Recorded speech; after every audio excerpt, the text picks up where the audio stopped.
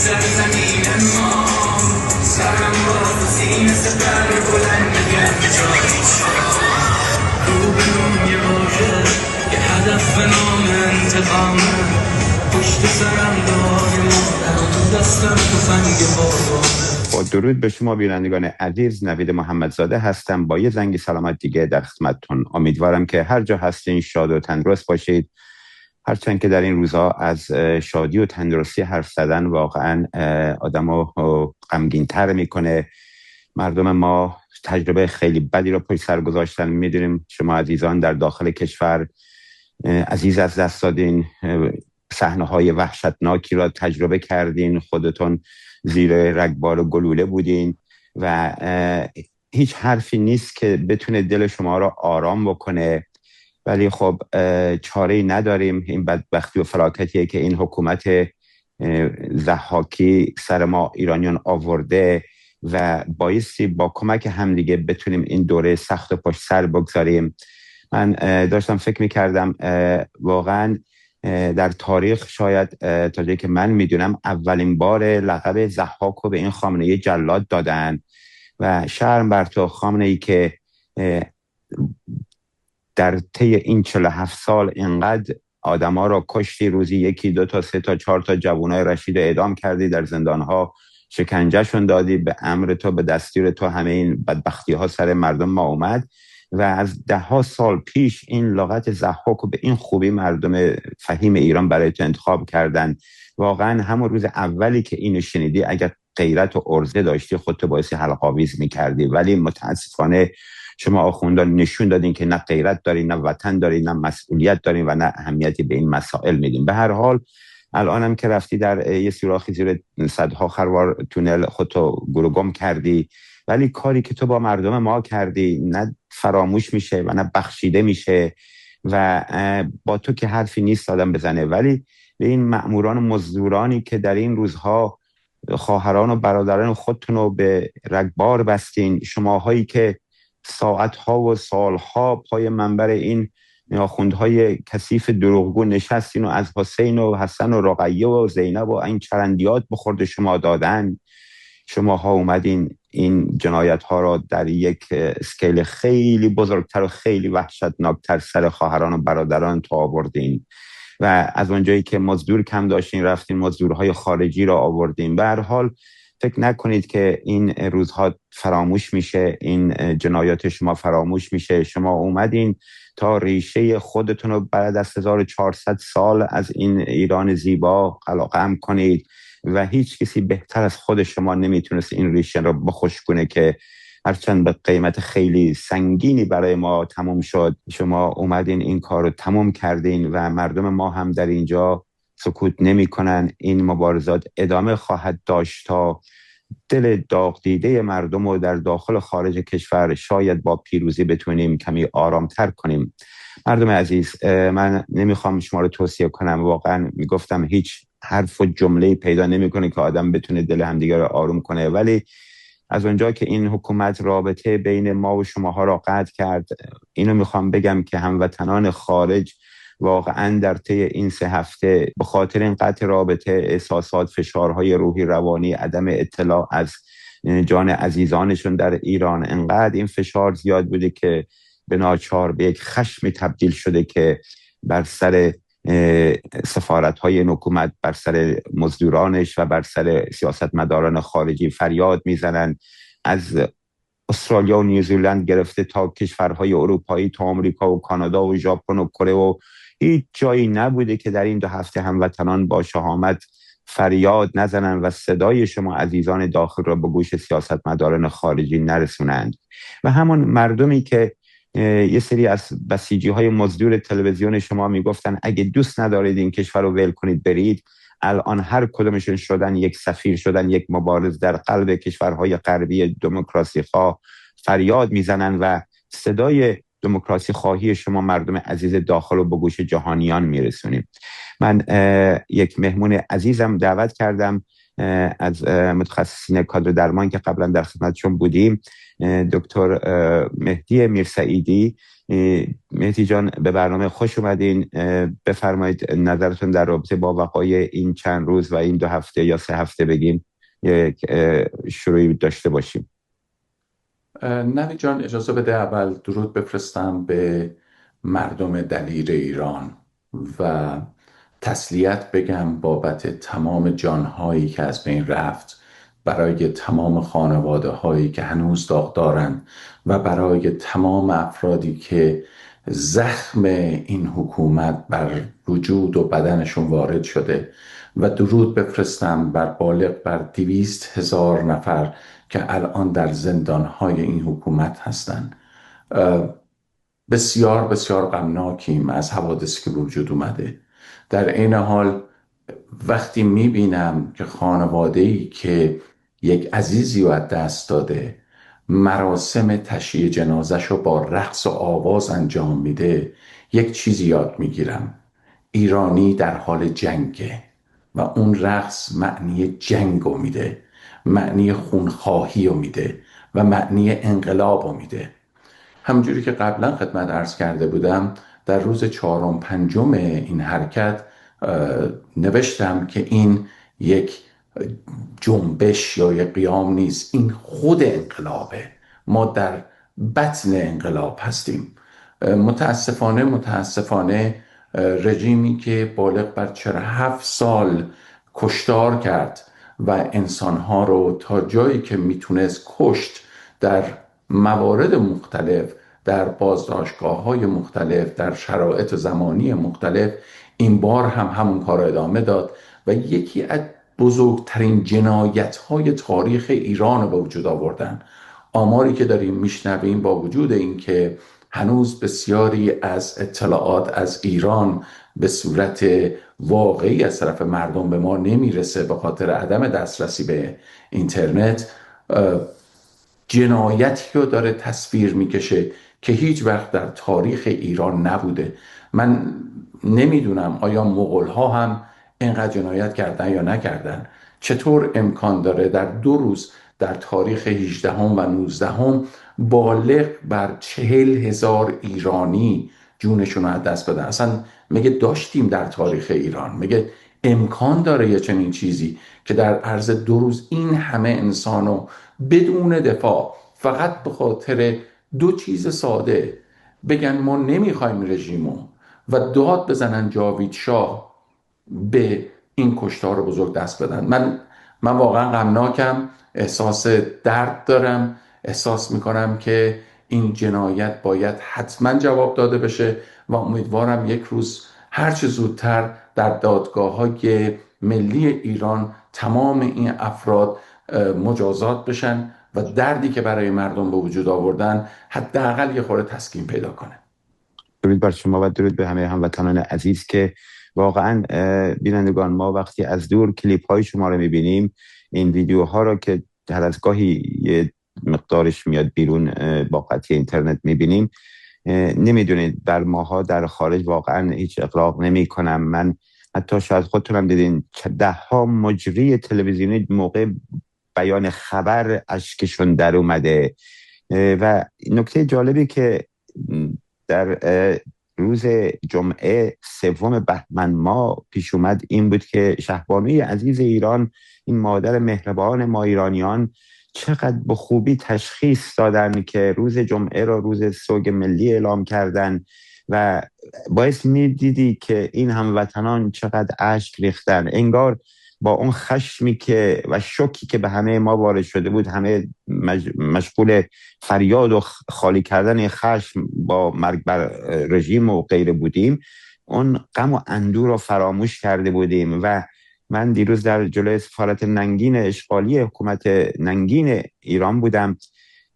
اصلا هموطنان ضمن روشن کردن شمع و شاخ گل اشکی بود که میریختن، ولی این اشکا بینندگان اشکیه که ما رو دوباره به میدان نبرد برمیگردونه. و خواستم در همینجا از شهبانوی عزیز هم تشکر بکنم و سپاسگزار این مادر مهربان باشیم که به موقع حواسش به این بود، چرا که هیچ کسی دیگه این سوگواری رو اعلام نکرد و انگار ایشون به فکر فرزندانش هست و امیدواریم هر چه زودتر ایشان رو در ایران زیارت بکنیم. واقعا وقتی ما همچین زنانی داریم، وقتی همچین ملکه هایی داریم، بعد این حکومت مذهبی از یه سری چرندیات برای مردم ما میگه و اون گونه میاد بچه را در بغل پدر با رگبار میکشه. دکتر میرسیدی، خب از اونجا که هم من هم شما در انجمن ملی سلامت راضی هستیم، در گروه های مختلف با کادر درمان داخل ایران در تماسیم، در این 2 هفته اخبار بسیار ناگواری از سوی کادر درمان به دست ما رسیده. من دوست دارم شما در این مورد یه سری اطلاعات به بینندگان بدین. هر چند مردم ما از داخل اینو تجربه کردن، ولی اینو نکته رو بگم که بینندگان این شواهد همه جمع آوری میشه. پریروز بود فکر کنم سازمان حقوق بشر در ژنو به شدت این جنایات رو محکوم کرد. اینا ثبت میشه و به سراغ تک تک این مزدوران وحشی یه روزی در دادگاه‌های ساله خواهیم رسید. ولی از کادر درمان و داخل بیمارستان ها برای بینندگان بگین مهدی جان. نوید جان، بسیاری از همکارای ما شواهد و اسنادی دارن که هنوز به دست ما نرسیده و مطمئنم به زودی ما تمام اون اسناد خواهیم داشت. اما جست و گریخته اطلاعاتی که به دست من رسیده میتونم خدمت عرض بکنم. پزشکان در بیمارستان‌های دولتی و بیمارستان‌های خصوصی پذیرای بیماران، خصوصاً در روز 19 و 20 که شروع کشتار هموطنان ما بودند و بسیار با آغوش باز پذیرای بیماران بودند. جراحی‌های مختلف انجام شد، همکارای رشته‌های مختلف همکاری می‌کردند در درمان. گروه‌های از خود پزشکا با بازدید از بیمارها تو بیمارستان‌های مختلف بهشون امید میدادن که هیچ هزینه‌ای داده نخواهد شد و تمام این برای خدمت به این عزیزان خواهد بود. اطلاعاتی دارم که در بیمارستان‌ها تمام امکاناتی که داشتن بسیج شده بود فقط برای مجروحین این حادثه.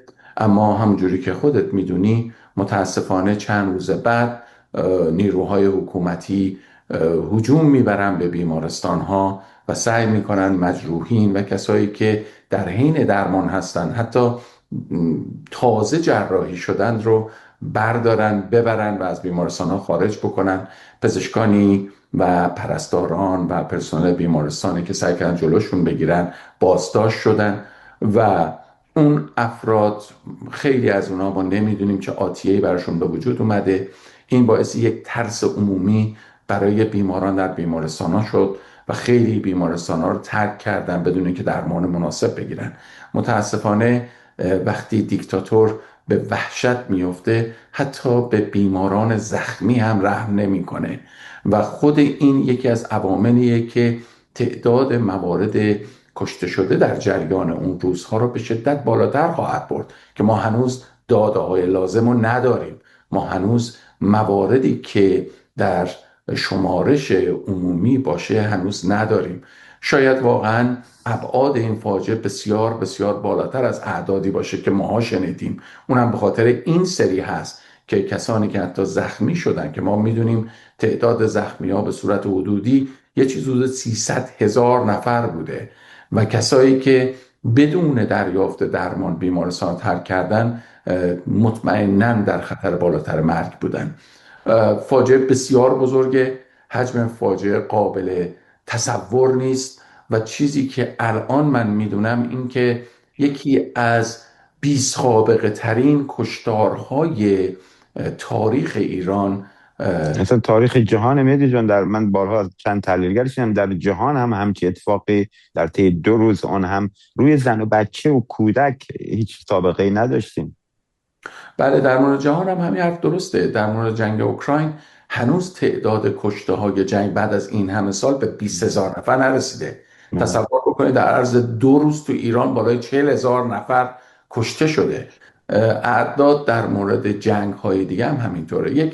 یک فاجعه بسیار بزرگ برای انسانیت رخ داده و متاسفانه هنوز ما خیلی از جوامع و کشورها رو داریم و گروه ها رو داریم که متوجه نیستن الان زمان اینه که از سکوت دست بردارن.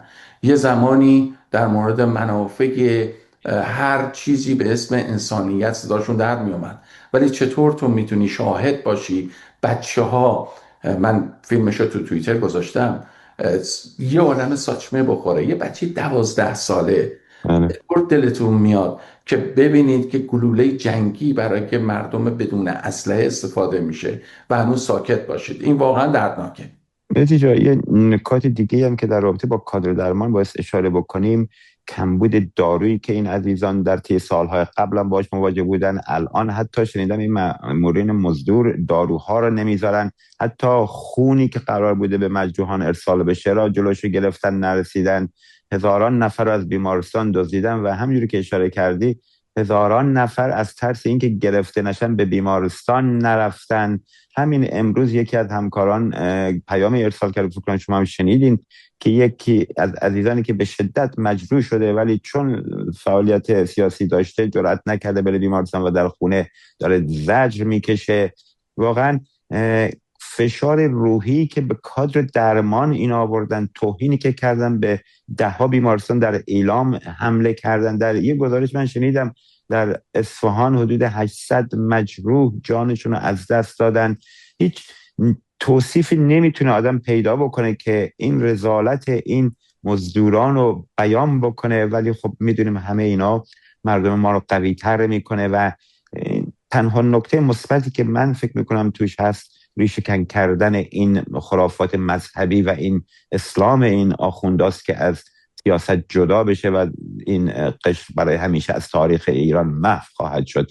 دکتر میرسعیدی، در همین رابطه خب ضمن فعالیت‌های کادر درمان و مسئولیت‌هایی که تونستیم انجام بدیم هر کدوم به نوبه خودمون، از تظاهراتی که در سراسر جهان بوده، از آمریکا تا اروپا و استرالیا و فعالیت‌های دیگه، یه سری کارهای دیگه هم خب یه سری انجمن‌های مثل انجمن رازی انجام دادیم که چندین بیانیه دادیم، چندین نامه به سازمان مختلف ارسال کردیم که خوشبختانه حتی پارلمان اروپا فرستادیم که امروز جوابیش اومد، من در گروه گذاشتم. در رابطه با این بیانیه هم اشاره بفرمایید تا قبل از اینکه برنامه‌مون تموم بشه.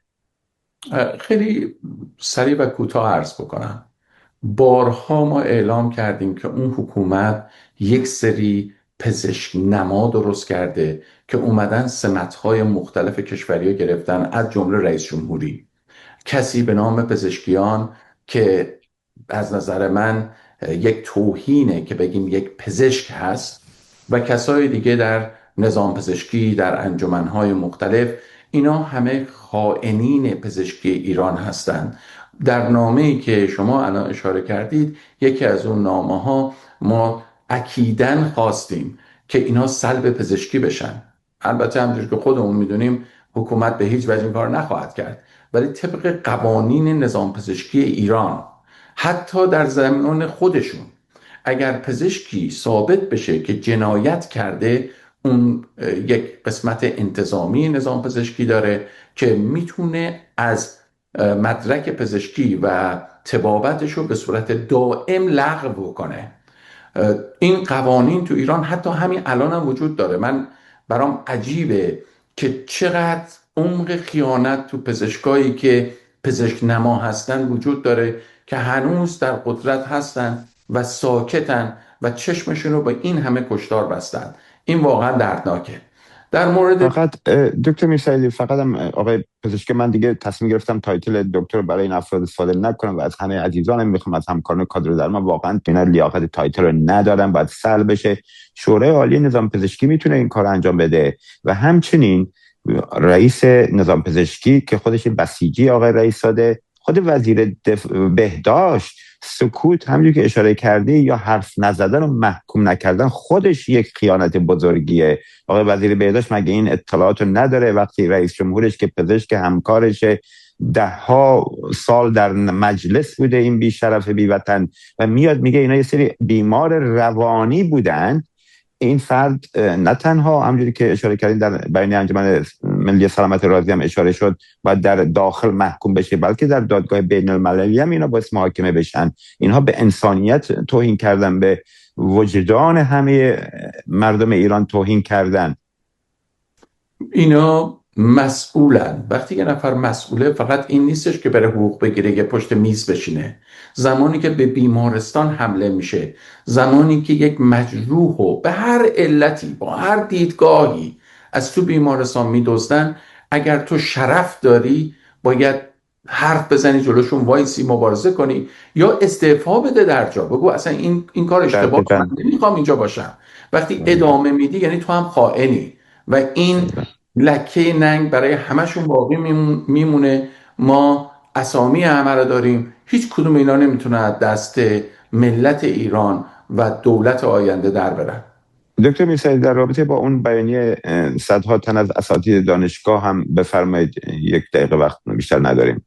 حتما. یه چیز خیلی مهمی وجود داره. دانشگاهیای ما با 2 محور این نامه رو نوشتن.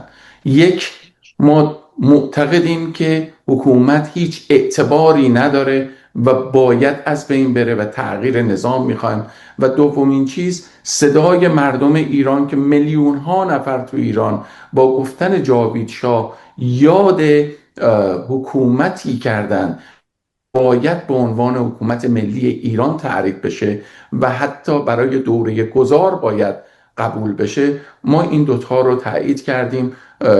یه چیزی حدود 125 نفر دانشگاهی، پزشکان، متخصصین با صدای بلند گفتم ما شاهزاده رضا پهلوی رو برای دوران گذار قبول داریم و معتقدیم که بعد از اون با رأی گیری دموکراسی برای ایران باید بیاد. درود بر شما، درود بر شاهزاده خردمند ما که واقعا در طی این 3 هفته با بهترین روش ها تونسته این انقلاب رو مدیریت بکنه و بدون تردید تحت رهبری ایشون و با تیمی که ایشون دارن و با همت و شجاعتی که ما از مردم عزیزمون دیدیم، چه در داخل و چه در خارج، میریم و این حکومت ننگین رو برای همیشه از سرزمین ایران محو میکنیم و جشن آزادی را به همراه هم دیگه خواهیم گرفت. و بینندگان فراموش نکنید که درست سختی ها و بدبختی ها رو شما اونجا لمس میکنید، میکشید با چشم خودتون. مادری که میره، پدری که میره، خواهری، برادری که میرن تو هزاران جنازه دنبال بچهش میگردن و صدای سپهر من در همه دنیا میپیچه. این غم فراموش نخواهد شد. این خشمی شده که میره ضحاک و برای همیشه از تاریخ ایران محو کنه و به زودی آزاد خواهیم شد، در این تردید نداشته باشیم و امیدوارم که این روزهای سخت هر چه زودتر به پایان برسه. دکتر میرسعیدی، برنامه ما به پایان رسیده. در اینجا با حضور شما و ضمن سپاس از شما با بینندگان خداحافظی میکنیم تا برنامه بعد و هفته بعد. با امید آزادی ایران، پاینده ایران، جاوید شاه. این آخرین نبرد پهلوی برمیگرده. این آخرین نبرده پهلوی برمیگرده. این آخرین نبرده پهلوی برمیگرده.